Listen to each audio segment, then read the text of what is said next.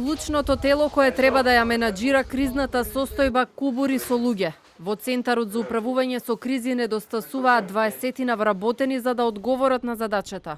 Во пресрет на прогласување на кризната состојба, новиот директор Стојанче Ангелов побара од премиерот да се овозможат дополнителни вработувања. Во овој момент Центарот за управување со кризи е во добра кондиција, но имаме недостаток на луѓе и верувам дека во следниот период ќе ги пополниме испразнетите места со соодветни стручни луѓе за да ја подобриме функцијата на Центарот. Сето тоа ќе мора да го направиме во движење затоа што немаме време. За колку луѓе станува збор за недостатокот? Тоа е според систематизацијата за поголема бројка, но за да бидеме функционални ни требаат барем 10 на 20 луѓе. Дел од нив веќе работиме на преземање од други институции, преземање на искусни луѓе од соодветни области, а понатаму ќе разговарам со премиерот и со владата за вработување на неколку луѓе кои што ни се неопходни. Ангелов вели ЦУК ги прави подготовките.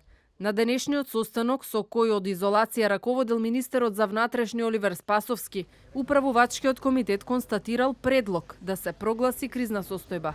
Откако ќе влезе во сила, се активира главниот штаб во ЦУК. Тука во оваа просторија, но и преку видеоврски ќе се носат клучните одлуки. 11 луѓе од различни институции ќе анализираат и ќе одлучуваат каде треба да се распоредат војниците на помош, кои државни и приватни ресурси се потребни и како државата ќе ги користи.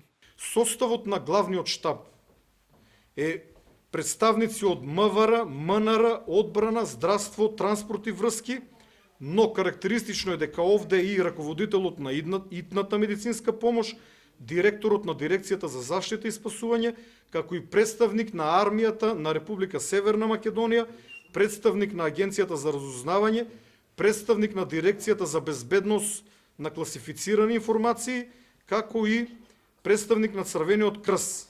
Значи вкупно 11 члена. Првата задача на главниот штаб ќе биде да изготви акцијски план кој ќе ги опфати сите мерки кои ќе бидат содржани и преземени на целата територија за справување со ковид пандемијата.